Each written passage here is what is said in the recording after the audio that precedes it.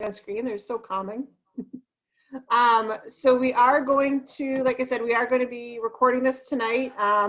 I do not have answers for everything like I wish I did. Everything's still kind of evolving, but you know, we felt tonight was really important to call the members together that wanted to come together and kind of look at concerns. So as you know, on Thursday, the governor issued a directive, I guess we could call it, that all schools are going to be back in person by April, or on April 19th, 5 days in person. They had to offer in-person instruction. At that point, we hadn't seen the executive order yet. That didn't come out till about 5 o'clock on Friday, which, you know, pretty much was the design. We did hear at the time, between Thursday and Friday, that he had not consulted with the Commissioner of Education on this. So Frank really didn't know anything about this. He was taken by surprise, just like everyone else was. Brian and I are on weekly coalition calls. So we have a couple different groups we work with, but one of the groups we work with is a education coalition, and it's us. It is the School Boards Association. It's the superintendents or the administrators, the principals.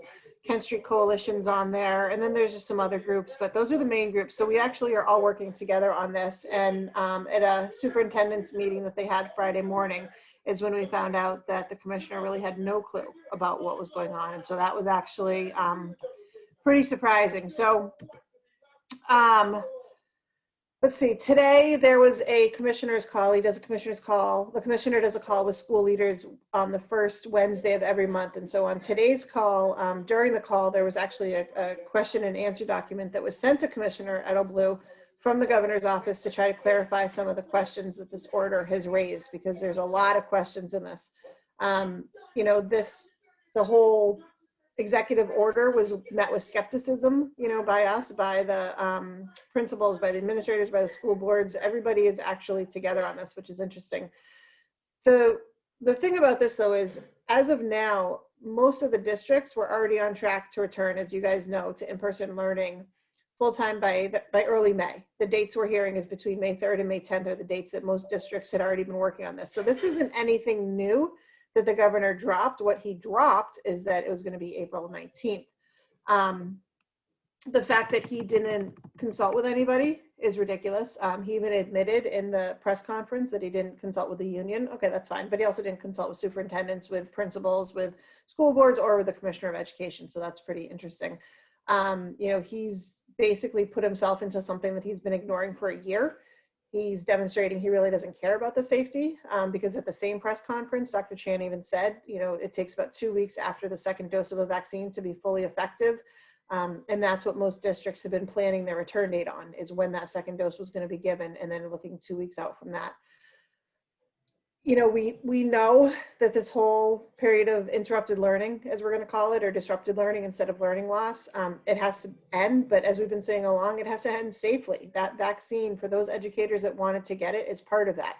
We've never said people had to get it, but a good number of educators have, and they need that 2 weeks after the second dose to become effective. I know in Concord a couple weeks ago, after the first dose was given, there was no school the next day because too many staff called in sick because of side effects of the dose. They gave it on a Sunday and they had to cancel. Ware actually had 2 days of remote instruction the same weekend, on Monday and Tuesday, because their staff was getting it the same day as Concord. You know, and Manchester, same thing, is getting a vaccine. I think it's Friday. And so they're actually closing on Monday. They're going, I shouldn't say they're closing, I'm sorry. They're going to remote because they're looking ahead at what this vaccine is going to do. So it does affect a lot of people, and it affects them differently. So making the educators go back in on April 19th just doesn't make any sense, right? It's right around vacation. It doesn't make any sense. It's not responsible. It's not safe. We just know that it's not good. So our governor is basically running for Senate. We all know this. He's moonlighting as governor at this point, trying to get his Senate seat when he goes up against Senator Hassan. And because of that, he's really ignoring educators. He's ignoring science. He's ignoring data. He's ignoring facts. He's basically just doing this to kind of, you know, do his own thing. So this is what we think the order actually says. So we've gone through it. We've looked at it with the lawyers. George has a PowerPoint that we can look at while we're doing this. So this is what we think it says. So We have to keep in mind that not all parents are going to want to send their children back to school on April 19th, right? We know that. New Hampshire schools retain the option. This is very important. This was brought up multiple times on the commissioner's call today. New Hampshire schools retain the option to offer full-time distance learning or hybrid instruction. Okay, FAPE requirements still apply. It's an option to do those. It doesn't say you have to have full-time 5 days instruction plus hybrid plus remote. Remote and distance learning are options that the district can still have. It's an option. But by April 19th, all New Hampshire schools must provide in-person instruction 5 days a week for all the students who elect that option. So the school can still elect to transition to full-time distance learning. For all the students or a segment of students, but there are conditions that we have to meet in order to make that transition. So the waiver piece is a little tricky when it comes to this. A K-12 school may transition to required full-time distance learning for all students or a segment of the students for 48 hours without prior approval from the education commissioner. Okay, so you don't need the commissioner's approval to go for 48 hours. If the transition is necessary to assess concerns related to infections, staffing shortages, or another unexpected event or series of events all related to COVID-19, what the commissioner kept saying today is everything's based on safety. So if you cannot safely run the school, that could be a reason to go to a different type of learning.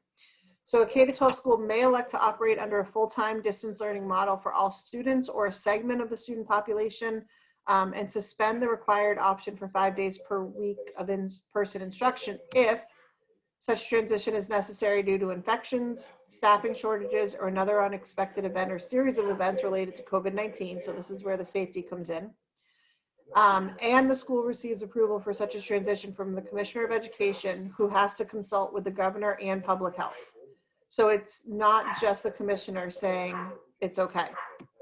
So basically, we believe that the order forces New Hampshire to offer 5 day a week full-time in-person instruction, regardless of any of the limitations this may impose on the continuation of safety protocols or the status of educator vaccines, and still allows them to offer remote and hybrid options as well, as an option. Before we get into the chaos that's created by this edict, we need to dive down a little bit deeper into the ramifications and priorities that we've identified that need to be addressed right away. So we had calls on Friday, we had calls Thursday night, we were talking about it this morning, we've been talking about it all weekend. So this is something that, is something that we've constantly been doing. So for those school districts that are already offering 5 day a week in-person instruction option, there's no really specific changes or requirements at this time, unless the school board determines that switching to remote instruction or hybrid instruction is necessary for the reasons that we just talked about. If your district is currently not offering 5 day a week in-person instruction, we're suggesting the following recommendations.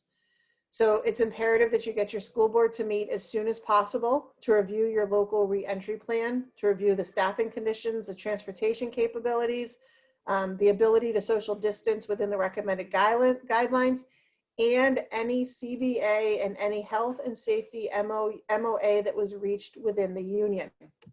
Now, this is a really critical piece here, because for those associations that did, or for those locals that have negotiated health and safety MOAs, the emergency order does not discharge the obligations of those agreements. We consider those MOAs to be in full effect even past April 19th. And this is something that we've talked with our lawyers about. They believe the MOA trumps everything. Okay, so the MOAs are still in effect. If you have a safety one, it's still in effect. Now, your district was likely going to request that some of the items be revised and changed, similar to what we went through in the fall. In establishing the MOAs, the associations are encouraged to meet with administration, review your MOA, and bargain any changes. So you need to be in touch with your local UniServe directors and looking at that. As soon as you can, inquire as to your district's plans to communicate with parents relative to any changes that might be made with respect to your local reentry plan. Request and keep a copy of any plans that are provided. Obviously, the paper trails are huge. If your local determines it's unsafe or it's impossible to comply with the emergency order, document the reasons as thoroughly as possible with clear explanations. We need paper trails on all of this. Convey those reasons to your administrator or your school board and your UD as soon as possible. In consultation with your UD, you might need to issue a demand to bargain. You need to request your school board seeks a waiver to the order through the Department of Education, and it's Steve Berwick is the person who all of the waivers are going to go to. They're not going to go right to the commissioner. They're going to go to Steve Berwick, and I can put his information in the chat box in a few. It's our current understanding that safety reasons are going to be the primary factor in granting waivers. And that's what the commissioner said over and over today, is everything comes back to safety. If the waiver is granted, we recommend continuing with your local reentry plans. If the waiver is not granted, you need to contact your UD right away. Also note that the new order, the new executive order may affect reasonable accommodation requests for people who are eligible under the ADA. Members need to talk to their medical professionals about the new change in the work environment and whether they may need an accommodation or if the current accommodation will be affected. And make sure you contact your UD with any questions on that. Real quick, I'm just going to go back to my pictures from today of the governors. Just give me 1 second. The question and answer, because the question and answer that was sent over to the commissioner during the meeting, the same answers were being brought up over and over. So it was just copying the same answers. So basically, let's see. What if we don't have staff due to illness after vaccinations? If there's not enough staff to safely conduct school operations, that may warrant a pivot to temporary remote learning, or perhaps a missed instructional day that will need to be made up. Flexibility is there for school districts to do this up to 48 hours. This is, hold on. They basically just kept saying the same thing over and over. Schools retain the option to offer full-time distance learning. Brett, can you turn that down a little bit? Sorry. Schools they retain the option to offer full-time distance learning or hybrid instruction. A school must, however, offer to students with medical condition requiring them to remain at home.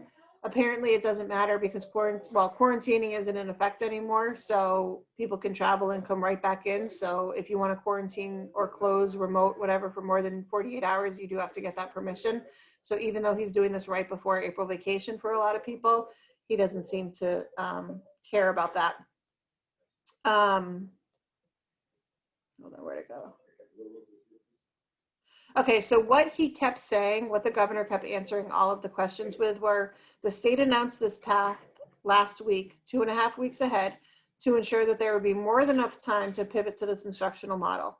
There would need to be extenuating circumstances that risk the health and safety of teachers or students to request a waiver. So the tagline for today with the governor is they announced it 2.5 weeks ahead of time. So that should give everybody enough time to scrap the plans they've been working on for months and to go to the new plan, is basically the message that's coming out of the governor's office right now. All of the questions that were posed in the chat box today by school leaders that were on the call, apparently the commissioner is going to take all those questions and he's going to find the answers and put them out. One of them, David Ryan, did specifically ask about the MOUs and were they still in effect, et cetera, and that was not answered. So I'm waiting to see what comes out when he actually puts out this question and answer. So what we're going to do here is I want everyone here on this call to know and to tell the members that we are doing everything we can to make sure you and the students are safe. I mean, that has been our priority this entire year, and it's been our priority since the executive order came out and since the announcement came out last Thursday. We're going to make sure that your MOUs that are in place and your CBAs are all going to be enforced. You know, basically, we do need your help in this, though. Time and time again, you've seen the governor's let us down. He appointed Edelwood for Commissioner of Education. That's just the first thing, right, that he did that let us down 4 years ago. He vetoed increased school funding last year. And honestly, if we're going to talk about this, honestly, Chris Sununu's never believed that those responsible for in-person learning, you guys, provided an essential service, right? We know this by his record. He said that ski patrol should be vaccinated before the educators in New Hampshire, even though ski patrol that didn't even live in New Hampshire. So we know what that really was for. We know Sununu's never had any respect, regard for the work performed by all the public school educators in New Hampshire. He's made that clear in his appointments, looking at the recent appointments to the State Board of Education, et cetera. Basically, he has no regard for our health and safety. There's been a lot of questions about, can they teach 4 days a week and still have a hybrid day? Again, that hasn't been answered either. So these are all things we're waiting to come out. We need to get Chris Sununu out, right? I think that's pretty clear to a lot of people. He's, and this is the one time I'm going to ask this, but basically we have the Apple Corps, the NEA New Hampshire PAC, that all raises money by voluntary donations. Those are for state and local campaigns. It's all volunteer money, but donations basically are going to help us get someone out. It's going to help us get him out and somebody into the corner office that actually cares about this. So we're going to put a link up for that. I think there's one on the screen. What we need from you is we need stories. We need what's going on in your district. We want to have all the questions. I have a whole document already started of questions that I've been getting from members since last Thursday, and we need more of those. So we need questions in the chat box because it's all recorded and we can have those. We're looking at those questions. We're trying to answer them the best we can, you know, either going through the governor, going through the commissioner, but we need your stories. You can either go to the link that's on the screen right now, or you can type them in the chat box. And I think we had some folks who had wanted to come up with some, basically let us know what's going on. Before we start with that, the PowerPoint can be shared, I believe. George, is that? That is correct, yes. Okay, so we can get that out to everybody. That'll be on the website tomorrow with the video of this meeting, yes. So but I can also share email it to all the participants if you'd like. Okay, yeah, is that, I mean, let us know in the chat box if you don't want it, otherwise we'll just email it out to everybody tonight. So we do need the stories in the chat box, but at this point, if there's someone who wants to, you know, I don't have answers to all the questions. I really wish he did. You know, the one question keeps coming up, the 19th. I have no idea where he came up with that date. I think he just like literally pulled it out of a hat. I think he threw a bunch of, you know, I used to joke with the kids that I would throw their papers down the stairs, and if they ended up on the first stair, they got, you know, a 4. If they ended up in the middle, they got a 2. I mean, they knew I was joking about it when they asked me how I graded their papers. I seriously think that's what he did here. It feels like he literally just took all the days in April and dice, threw them out, and then picked the one that landed first or something like that, because I have no idea where the 19th came from. I don't think anything. He did say in one of his tweets, I think it was, that he wanted to do it before vacation so that during vacation, all the kinks could be worked out. So basically, all of you that worked with your schools and with your administration for months on plans to come out, that yes, you were then going to have to go through it, and a week of vacation, then you have to work out the kinks with your administration to see what really could work. I don't know. I have no idea where that date came from. It doesn't make any sense why he can't just let the districts going. So it does talk about consequences, but funny enough, that was not answered either, Sue. We don't know what the actual consequence would be. I don't know. I wish I had that answer. That was also a question brought up today. I did email the commissioner and the deputy commissioner after the 2-day-a-week in-person instruction came out on what the consequences would be, and never got an answer to that.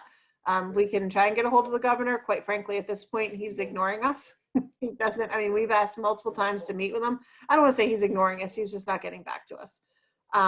So we will, we'll leave it at that. He did say, I think this is what you're referring to, Pamela. He did say that there is a bunch of money at the state house, or the bunch of money the state has to give to districts to help with remote learning. But I'm not even sure what that meant either, because yeah, exactly. I just thought, like, what? He said that a few times at the press conference. I don't know what he's talking about or how he's going to fix this, because you can't fix it by just randomly throwing money at something when you don't have people to teach remote. You know, you don't have that. So I don't know. That's where we're at right now. Like I said, I feel horrible that we don't have the answers. We're working on them.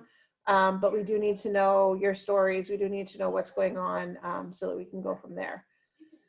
So at that, anybody want to vent, talk, ask a question that I might not be able to answer, which I really wish I could? Kurt, I see your hand raised. Yeah, I just feel like we've really gone along to get along this year, and I worry about the irreparable damage that's been caused to the profession because we've basically been subject to public opinion for a year, and that's how we've made decisions. I'm wondering if this is the issue that we need to draw a line in the sand on. We are putting educators at risk, real risk for no reason, Yep. and we're not going to be fully vaccinated, and we're talking about a matter of 2 weeks. So I appreciate gathering stories, and I think that's important. But I think it needs to be more than that. I think this is the thing Yeah. where, and I think, honestly, at this point, I'm not, I'm just hot under the collar, but I'm not worried about provoking Chris Sununu. I would kind of like to see him have to defend his view on this issue. That's all I got. Nope, completely agree with that, Kurt. We're not just doing the stories, to let you know. I mean, there's going to be more to it. I can tell you that. I don't have the exact, I mean, this is an evolving plan because we needed to wait till the executive order came out. We need to see what it said and go from there. But, yeah, no, I completely agree. I'm not really worried about pissing him off at this point anymore. It is what it is. He clearly has no regard for the essential service and the work that all of you do on a daily basis with the kids. So yeah, we'll be hitting back at him. He is going to stick to this, just so you know, and I don't agree with it, but he is going to stick to the point that the CDC said that teachers don't need to, and this, I'm not saying teachers because I think that, but the CDC says teachers, we say educators, that they don't need to be vaccinated to be back in school. We still disagree with that with the CDC because all of the other measures have to be in place. You're not going to be able to fit everybody in classrooms, especially high school. I think high school is getting kind of the brunt of it at this point because of the cohorts and the classes and the way things work. You're not going to be able to do the 3-foot distancing, which is one of the other pieces that has to remain in effect for 3-foot distancing. So, I mean, we have, like George said, we have feelers out, well, not feelers, we have direct questions out with press to see, what they can do what they can do with this. It is an issue of local control, Sue. It's only an issue of local control when it suits the governor.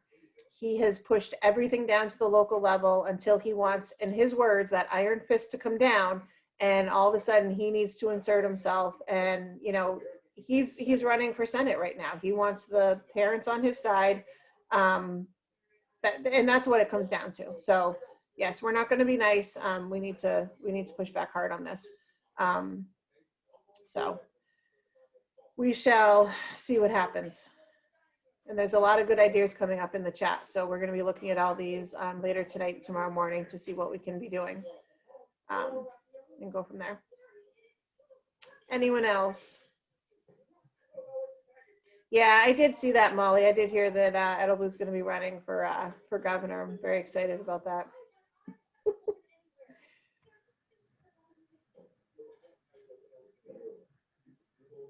Yeah, Cindy. Is there something that we can do as teachers or in support staff, like wear red for one day or whatever, to show that we are just fed up with Sununu and what he's doing to us? Yeah, we can definitely do that. We can try and organize it at the state level. We can talk later tonight and tomorrow to see what day would be best for that. The Red for Ed movement's huge across the country, and I don't see why it couldn't be something that at least we do, in schools here. You can definitely do that locally at any time, Cindy, without, us trying to organize it statewide. But I think one day this week, usually Tuesdays and Wednesdays are the days that Red for Ed is worn and flood social media, things like that with it. Yeah, I mean, those are all things we can definitely be part of. I think the biggest thing right now, not the biggest thing, but just something to keep in mind, is to make sure you are in contact with your UniServe directors. Make sure you're talking to them about MOAs you have. Make sure you're talking to them about things going on, because as much as, we want to do something state level, we do need to remember it is local as well, right? I mean, you guys, every local here is part of this. And yes, I mean, wearing red isn't going to change anything. I think it's going to be one piece of the larger picture of unifying and solidifying everybody together. So just wearing red isn't going to change it. I agree with what I'm seeing in the chat box, but at the same time, I think it's important to show that, we are all together in this and that we do think it's ridiculous. Now, the other important thing to do this too is that we know that superintendents are with us. I mean, we know that superintendents are just as pissed as we are because they're wanting to get waivers to start on, their May 3rd or their May 10th dates also. So it's not like we're against them at this point. They're with us on this. And so, Brian and I, like I said, are on coalition calls, so we can also talk with them tomorrow again and see what's going on with that. I just had another thought too, and I just lost it. Was it something that was in the chat? Let's see. I just feel like, the last time I checked, we still live in the United States of America, which means that we have a voice. And I feel like I just don't know how a dictator can come in and say, you're going to do it my way because I said so. And that we all just have to say, oh, okay. I can't even fathom that we're going to let him get away with that. I just can't. I don't understand it. It makes no sense whatsoever to me. I agree, Debbie. I completely agree. I agree. I don't know what else to say at this point. You're right. I mean, he puts the iron fist down when he thinks it's time to do that because he's running for Senate, but at all the other times he ignores us. So I agree with that. No, I can't do it right now, Jeff. Max? Hi, Megan. I just think that there's so much that can be done, but the whole issue about local control is something I think we need to hang our hat on. And I think every local leadership team should be messaging out with George, I know you probably have talking points ready to go. Interviews should be done, press should be done. We should be standing with superintendents, with school boards, with our brother and sister unions across the board. I mean, I just think that he has no right to do this. Just because he thinks he has a right to do it doesn't make it so. And I think the issue of local control in New Hampshire has been so pervasive, and he stomped on it. It's time to just raise that flag and keep it flying, I think. You're here. Yeah, agree completely. Let me just go into my second page and real quick and see. Hey, is this? Who's that? Oh, was that someone's background? It's hard to tell, I'm sorry. So I what I'm hearing are all things that I was hoping to hear tonight, that people are pissed off enough to do something at this point. I hate that it came to this, honestly. This is the worst way to try to get somebody involved in something, but I think we need to be looking at everybody you're working with, talk to them about what's going on. Like I said, your UniServe directors are going to be kind of the first line for questions. This is something that we've been talking about, like I said, all weekend from Friday morning on up until today. So keep the questions coming in there. We'll leave it for a little bit more, and then we're going to go through those and try and get answers. And we are working with everybody. So I don't know. I know there's some UniServe directors on. I saw some on tonight. I don't know if you guys want to talk anything about anything that's going on. Tara, real quick. Yep. Yeah, is Brian on the call? Because I just want to, his emails come jam-packed with legislative updates and Right. action that we can take on some of these educational bills. So it's really important to agitate on that other stuff as well as, agitating and aggravating the governor. Yeah. To just kind of stay focused and return to school in a safe way. Right. Yeah. Brian couldn't be on tonight. He will be sending out his legislative update. This week's kind of light in terms of hearings and things like that. They're really going over the budget is the big thing this week. The House is meeting, I think 3 days this week. I know that the Senate Ed tomorrow has some, they have an executive session to go through some of the bills that they haven't gone through yet. But yeah, he'll have a legislative update out later this week. And you're right. I mean, this is, we're getting killed on all fronts here. I hate to say it, but innovation schools passed through. It hasn't gone to the full House and Senate yet, but it's a mess. Innovation schools, basically, for those that don't know, can ask to waive any of the requirements from ed rules to innovate in schools. So it's going to be interesting. I think a lot of this decision was pressured by parents, to tell you the truth. I think the entire decision was pressured by parents. We don't know that for a fact, but that's what we're hearing. And I have no doubt that parents are screaming at him and he's giving into the pressure, because those are going to be the people who will vote for him in 2 years against Senator Hassan. So yeah, I have no doubt that the pressure is coming from parents. And I mean, the thing is, I have 3 boys. I want them back just as much as everybody else does. But go back safely. What is a week or two going to matter at this point? Honestly, you can't tell me that that's going to really make or break an entire district. Some people are going to be affected. I get that. And we all know that students' social, emotional well-being is paramount to getting them back in school. But it's not going to do anything if we get them back in school and all of a sudden we have to turn around and go to remote again because somebody else just got infected and there's a new cluster. I mean, I just got another email today from the conference superintendent that, 2 more people got tested positive, staff and students. So it just, I wish I had the rationale behind his thinking, but. There is a rise in cases of yeah. kids that are playing sports, and they are getting a more virulent strain of COVID, and that was just on the evening news tonight. Oh yeah, the cases rose in New Hampshire the same day that he put out the announcement that everyone had to go back on April 19th. There was a rise in cases that day. And now we have the Brazilian variant that they're calling it is getting 3 times as worse in Massachusetts. So we'll see. Next. I think the other thing, and if I missed it because I was a few minutes late, I apologize, but I know in Manchester, I've been told by our HR director that they are having a significant request for paperwork for FMLA. So the issue isn't even bringing the kids back safely. We may not have staff to open some of our buildings because people are just saying, I'm not coming back, period. I will just take the rest of the year off. I'll take the financial hit. And I wonder if that's happening around the state. I know in Manchester, it's going to devastate us, but we'll see what happens. Yeah, I mean, I haven't heard too much about that. I know that the ADA has been coming up a lot. And the other concern that's been coming up, 2 other concerns actually. One is there going to be a huge influx of people who want to now be taught remote? Is there enough parents who are going to say, I don't want them back in school. I want them remote. And is that going to, what's that going to create?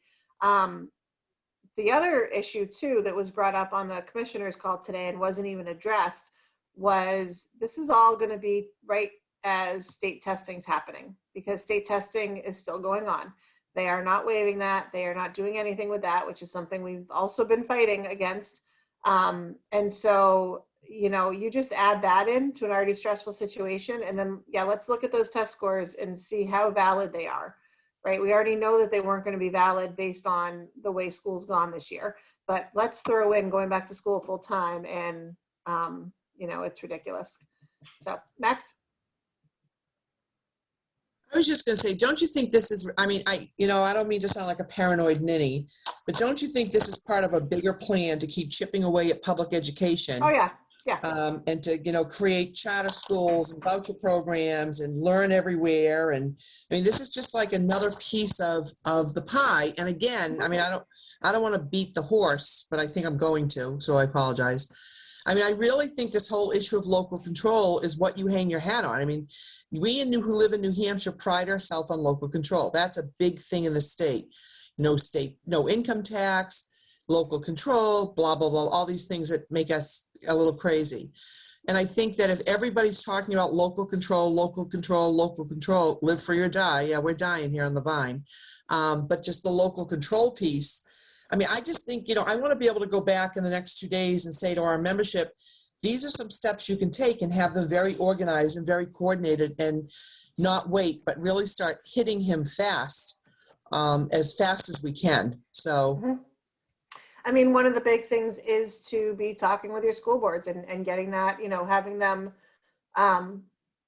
look at the reasons why it's not going to work for you, right? Like we had in the very beginning of the thing. Talk to them, because the school boards are not happy about this either. So standing in solidarity with the school boards, with the superintendents, are all things that we're doing.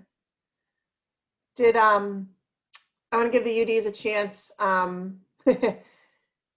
I just saw your comment, Rachel. We did talk about this. I mean, there's no harm in calling the governor's office at all, flooding the governor's office. No harm in that at all. Emailing, calling, let them know. I mean, you know, we have to do more than that, obviously, but that's definitely something. Why not?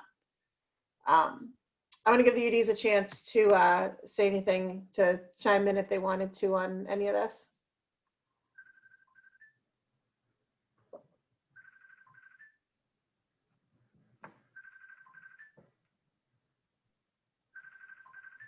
Hi, Rachel. I don't I don't want to co-opt your meeting. I was just here to offer answers and support if anyone, Yeah. if that's helpful. No, that's fine. Yeah, I mean, In the chat, because I was in the call. Although I'm not an education leader, no one told me to leave the meeting, so I They're stayed public. in the Zoom and took notes and so I'm happy to answer any questions about the plan or lack of plan. it's pretty much a lack of plan at this point. I mean, it's pretty much a lack of plan. I have a question. Many more questions than answered in the meeting, and the commissioner didn't know the answers to most of the questions. No. Yeah, he couldn't answer anything today from the chat box or anything. He kept saying that one quote over and over, that, you know, the state gave 2.5 weeks to plan. And that was, I mean, he was reading it from the governor's question and answer, but, you know, they gave us 2.5 weeks to plan, so everybody should just be able to do it. Why not? Just, And I think if I some. can I chime in, Bill? Rachel and Megan, Bill? Yeah, I yeah. actually have a question for Rachel. Okay. And just want to make sure that I've read everything correctly. And that is, as it is our position that the MOAs and anything else that we have are in full effect. And the first thing that we can do is stand up behind those and not give an inch on those. So those who are feeling like we are powerless, we're not. We've been negotiating these things and putting them in place for a year, and with this in mind, and there are plans moving forward based on those agreements. And it is our position that they are not up for discussion at this point in time. And is that correct? I'm going to give the lawyerly answer, although I'm not representing any New Hampshire as a lawyer in the statement, which is that you have to really look at the language of your MOU, because many of them have language in them that says that the parties will work together to cooperate to make any changes as necessary as the situation is fluid.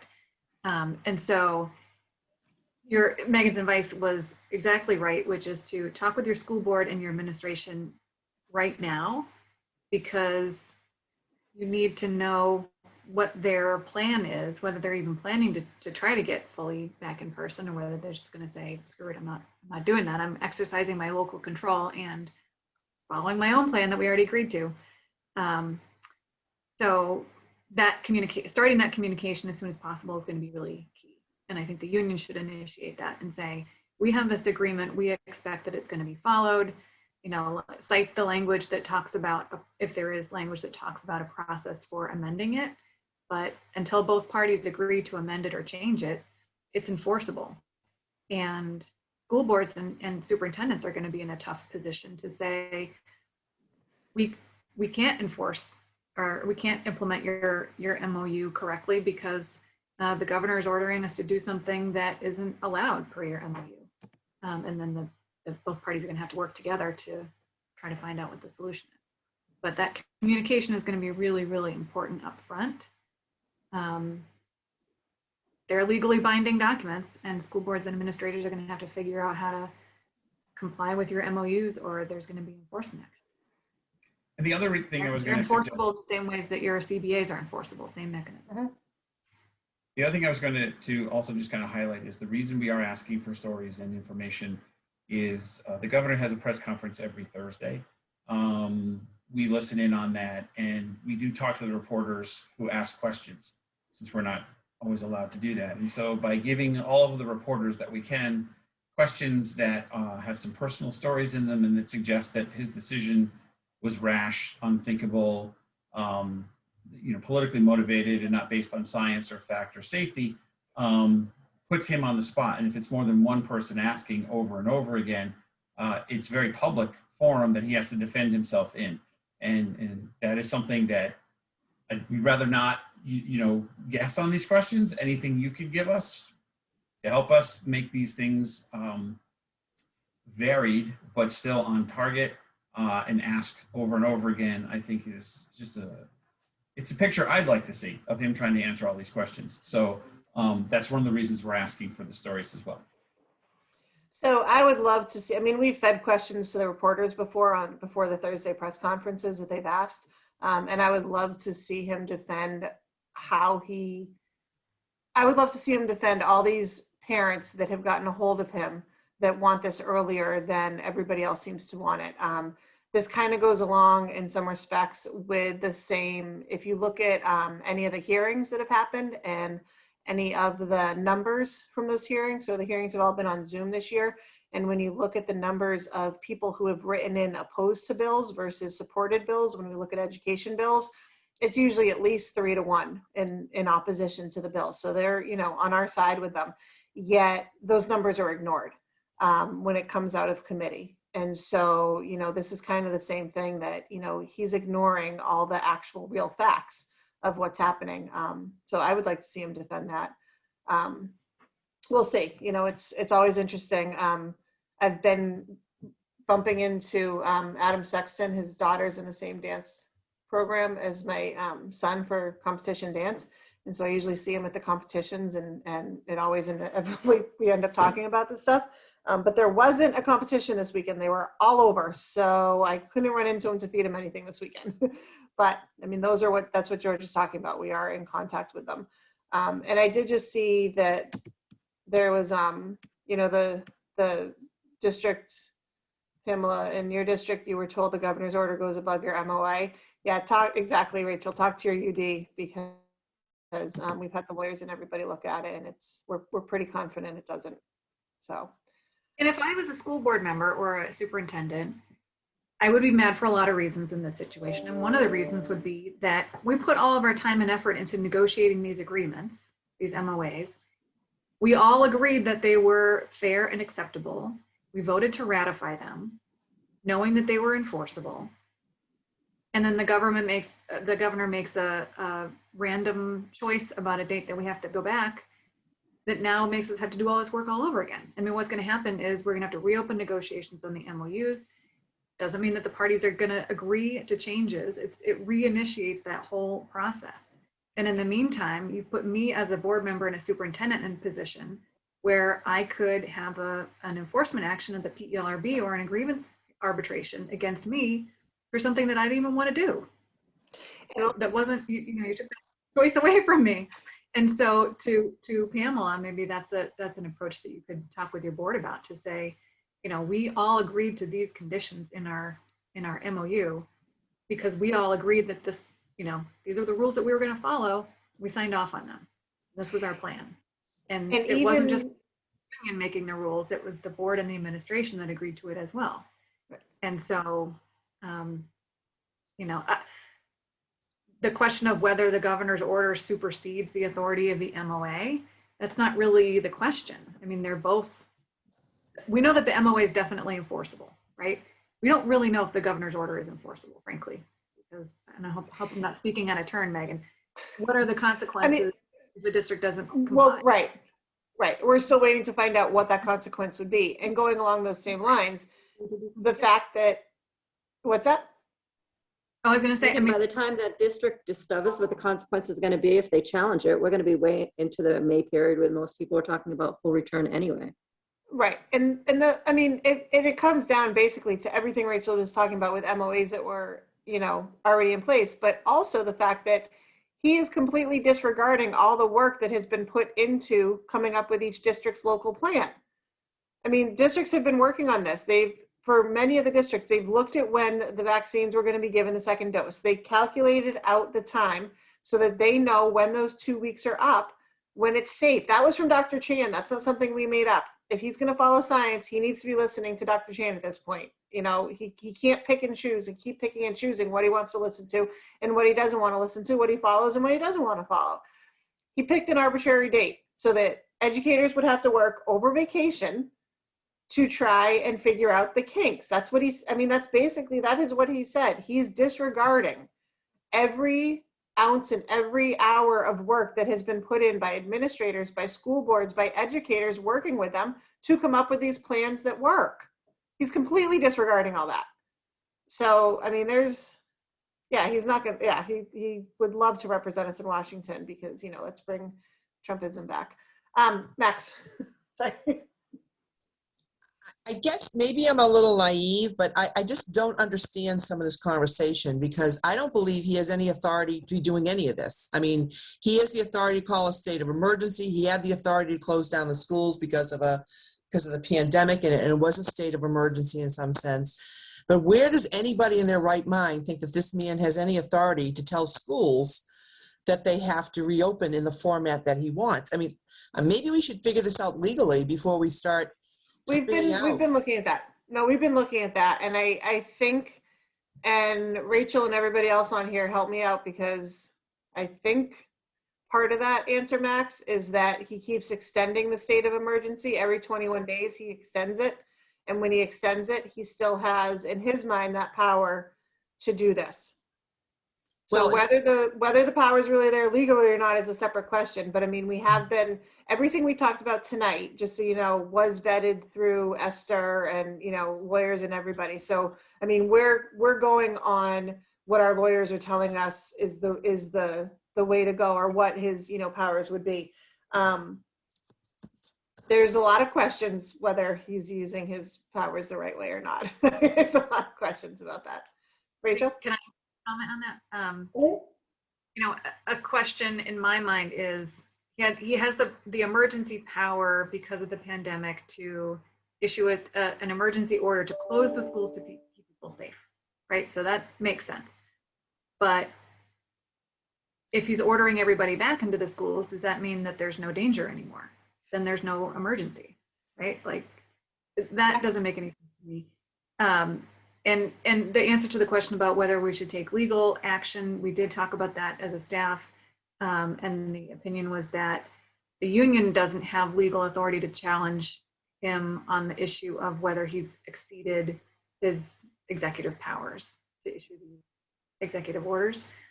But superintendents and school boards do have that power. So all the more reason to talk with your administration and your school boards. And if you're on the same page that this order is bananas, then they can take legal action perhaps to stop it.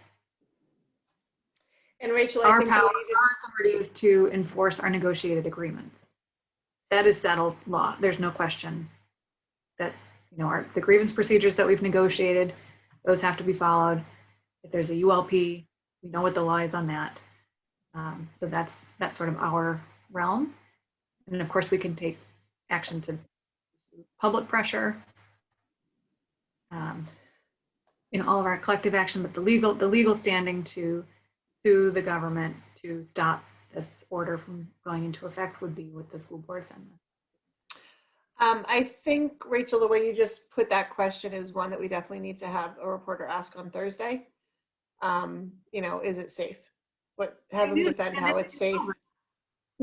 Right. If it is, then you know what? No more mask wearing in the state. No more. I mean, but seriously, I think it's a good question to have him defend during his press conference. So I actually just sent a note to George that we need to get that in for a Thursday question. So I'm going to leave it open for another minute or two on the chat for any more questions or anything to come in. You know, I think the Red for Ed is always a good thing to start. I think it would be hard to get everybody tonight, but I think we could probably get that maybe for Wednesday. George is really probably so happy with me right now that I'm deciding that on the call tonight, but I think we, you know, get word out that Red for Ed is, you know, Wednesday, out on social media, out to everybody, flood it with pictures. If you do hashtag New Hampshire politics, that will get to all the people on Twitter that usually follow us. They'll pick it up with hashtag New Hampshire politics. But show red, wear support, you know, we'll come up with some messages and work on that tomorrow. But if everybody can get that for Wednesday, does that sound, I mean, I just don't think tomorrow's soon enough. We could try it, but I think Wednesday is a better day for it. Can I chime in with Wednesday and Thursday? Because Thursday's the Wednesday press- and Thursday, So- perfect, yep. Okay. Wednesday and Thursday. That means I get to go shopping now. My red stuff has gone away during the pandemic. I'm not sure where it all went. But yes, Wednesday and Thursday sounds good. So we'll get that out. You can get word out to your locals, your members, and just flood social media with it. I think it'd be good. So hashtag Megan, New Hampshire Come on politics. down to Manchester. I'll give you some red shirts. Yes, I heard you had some down there. I actually do have those New upstairs. Hampshire Educated red shirts. We'll give you some. That's right. I have those upstairs actually. You know why? Because they've been like hidden in amongst other things. This whole Zoom thing has been interesting with, you know, with the clothing, as you all know. Okay, so we do have the record of tonight's questions, etc. In the chat box. I know that this is not easy for anybody, and I wish, like I said earlier, I had the answers to everything, but I also, like I said, you know, we are going to get through this. We've gotten through everything else the state, the governor, the commissioner has thrown at us this year. You guys have done an amazing, amazing job getting through it. And, you know, there's always going to be some sort of disrupted learning, but one of the most encouraging things I heard a few weeks ago, I had a PTO meeting at my son's school, and I was there because I'm vice president for it. And I was talking to the principal, and actually the kids from 2nd, 3rd, 4th, and 5th grade and at their school in Concord are on track to where they're supposed to be.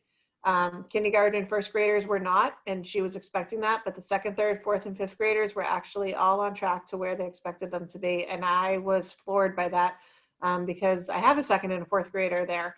And I was just, that was really encouraging news. Those are the things that we don't hear about, and we don't hear enough about them. So whatever people are saying in the public about educators and how everybody is, you know, failing the kids this year, it's not happening. We know it's not happening. It's sad that not everybody knows it's not happening, but we know that you guys are doing everything you can to make sure these kids are getting everything they can. We want our, you know, our kids to be back in school. We want to be back in school, but we have to, unfortunately, go through this. But, you know, there is a light at the end of the tunnel. I think we're getting that.